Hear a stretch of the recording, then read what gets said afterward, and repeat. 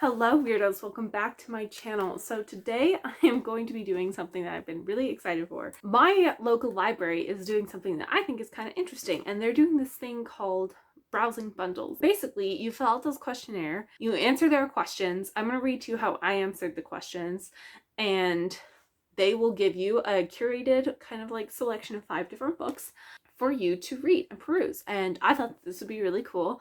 I made both of my parents do it. And I filled out a form. So I'm only going to be talking about like the form I filled out and how I feel about the books that I got. I've not read them yet. I don't know what they are. I do have them. They're downstairs. My parents are looking through them. I've been really excited. It's kind of been a little bit difficult to get this browsing bundle for reasons that kind of irritate me, but that's like neither here nor there. So let's go through and let's look at the actual questions that I answered. So I asked a bunch of different questions like name, blah, blah, blah, blah, blah. So the first question that's relevant to books is, what do you want? Like, do you want a mix of nonfiction and fiction, or just fiction or nonfiction? And I said I want a mix of both. And then they had this list of categories / genres, and you could pick 3. So I chose fantasy, fiction, and nonfiction.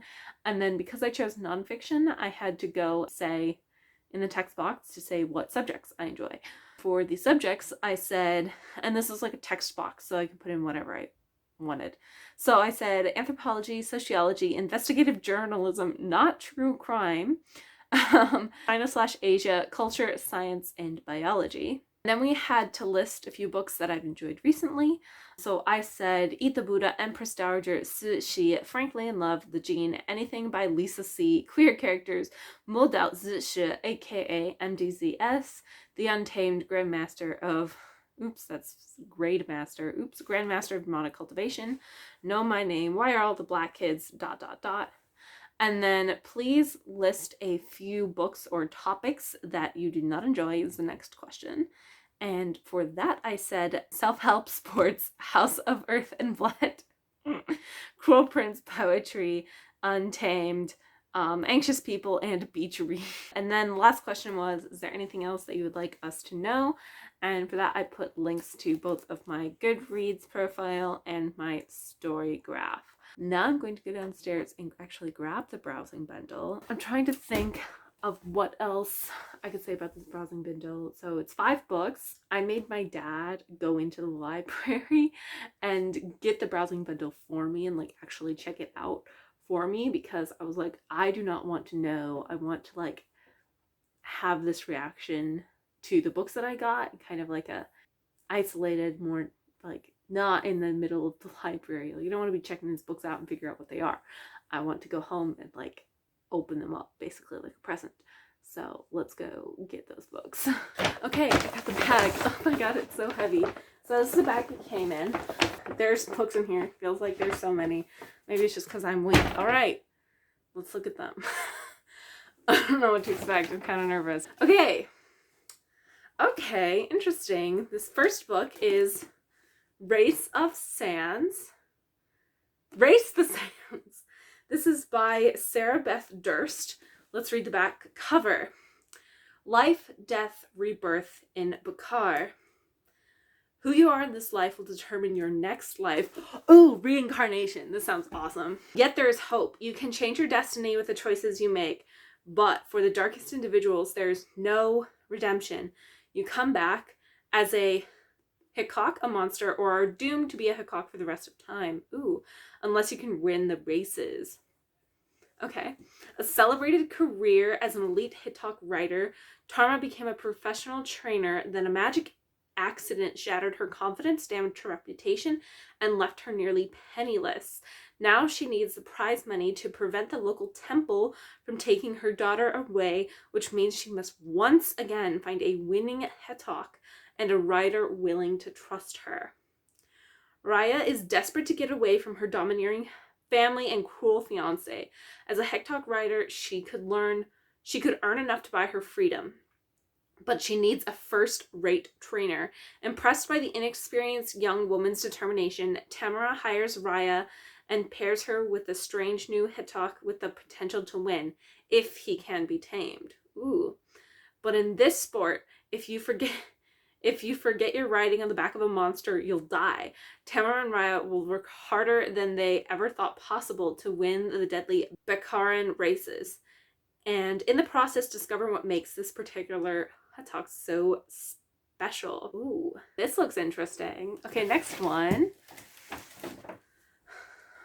Bear and the Nightingale by Katherine Arden. So that is this one. I feel like I've heard something about this book somewhere.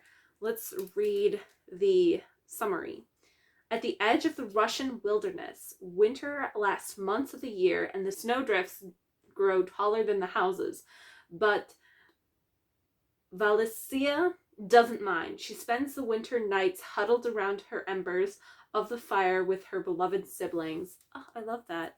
Love sibling dynamic. Listening to her nurse's fairy tales. Above all, she loves the chilling story of Frost, the blue-eyed winter demon who appears in the frigid night to claim unwary souls. The wise Russians fear him, her nurse says, and honor the spirits of the house and yard and forests that protect their homes from evil. After Valicia's mother dies, her father goes to Moscow and brings home a new wife. Fiercely devout, city-bred, Valicia's new stepmother forbids her family from honoring the household spirits. Dun, dun, dun. The family acquiesces, but Valencia is frightened, sensing that more hinges upon their rituals than anyone knows. Ooh, this sounds really cool. And indeed, crops begin to fail, evil creatures of the forest creep nearer, and misfortune stalks the village. All the while, Valicia's stepmother grows ever harsher in her determination to groom her rebellious stepfather for either marriage or confinement in a convent. It is a type of covenant. It's a covenant with God. As danger circles, Valicia must defy even the people she loves and call on dangerous gifts she long has concealed. This in order to protect her family from a threat that seems to have stepped from her nurses to frightening tales. The Bear and the Nightingale is a magical debut novel from gifted and glorious voice. It spins an irresistible spell as it announces the arrival of a singular talent. Oh, and the author was born in Austin, Texas. That's really cool. That's cool. I like Austin. Austin's a cool city. Okay, that's 2. What's number 3? Oh. Oh my god. This is so funny. Mom, you're hilarious! This is a book that we own, about Marge Schott. My mom loves Marge Schott because she, owned the Reds, and she loves the Reds. You're hilarious, Mom! She knew I was going to make a video. No wonder this seems so big. Next book, for real! Okay. Oh! Oh! I've heard stuff about this book. So this next one is The Soul of an Octopus.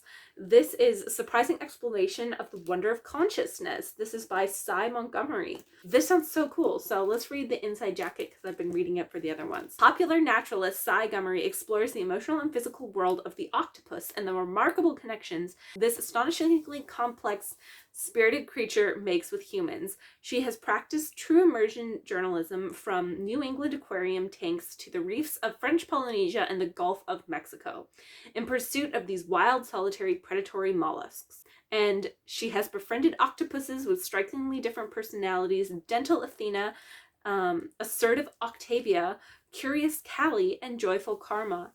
They sold their adventurous cleverness in a myriad of ways, escaping enclosures like an orangutan, endless trickery to get food, and jetting water to bounce balls. Interesting.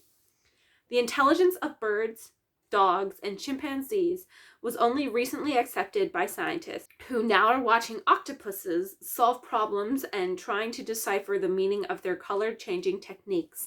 Montgomery chronicles this growing appreciation of octopus and also tells a love story by turns funny, entertaining, and touching, and profound. The Soul of an Octopus reveals what octopuses can teach us about meeting of two very different minds. Cool.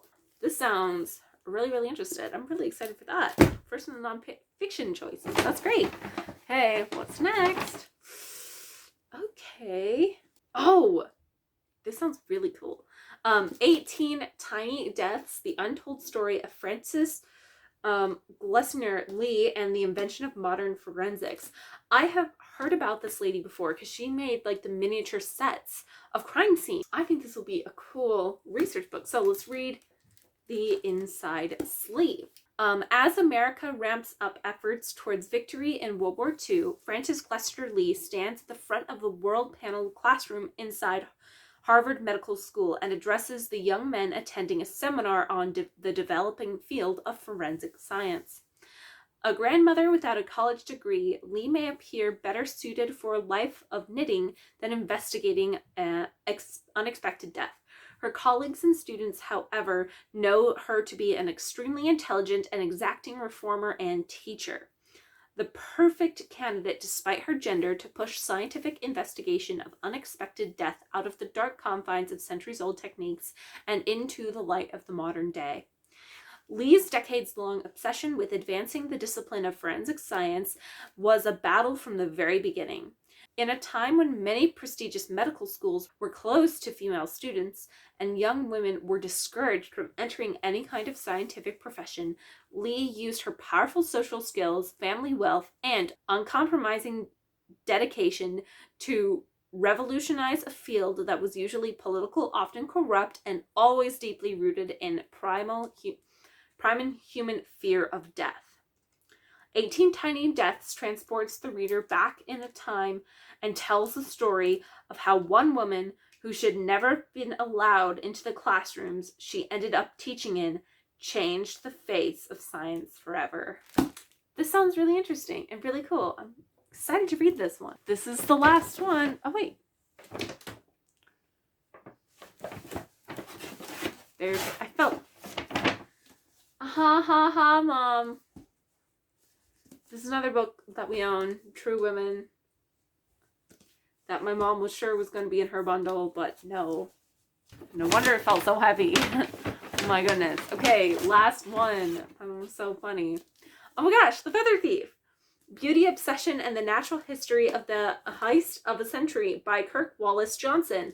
I started reading this, but never finished it because I had to give it back to the library, so I think it'd be really cool to like actually dig my hands and give this one a second try. So let's read the inside sleeve. On a cool June evening in 2009, after performing a concert at London's Royal Academy of Music, 20-year-old American flautist Edwin Rice boarded the train for a suburban outpost of the British Museum of Natural History. Home to one of the largest ornithological collections in the world, the Train Museum was full of rare bird specimens whose gorgeous feathers were worth shattering amounts of money to the men who shared Edwin's obsession, the Victorian art of salmon fly tying. Once inside the museum, the champion fly tyer grabbed hundreds of bird skins, oh my god, some collected 150 years earlier by contemporaries of Darwin's, Alfred Russel Wallace, who risked everything to gather them and escaped into the darkness. 2 years later, Kirk Wallace Johnson was waist high in a river in northern New Mexico when his fly fishing guide told him about the heist. He was soon consumed by the strange case of the feather thief. What would possess a person to steal dead birds? Had Edwin paid the price for his crime? What had become of the missing skins? And in his search for answers, Johnson was catapulted into a years-long worldwide investigation, the gripping story of a bizarre and shocking crime and one man's relentless pursuit of justice. The Feather Thief is also a fascinating exploration of obsession and a man's destructive instinct to harvest the beauty of nature. Interesting. And they wrote a little note on a bookmark here that says, hope you enjoy these titles. Have a great week. So there you go. Those are the books that I got picked out for me by the librarian. So I will hold them up. Here they are again. I don't know which one I will get started with first. I'm probably going to give myself a week before diving into any of these because I need to find the audiobooks for these if they exist.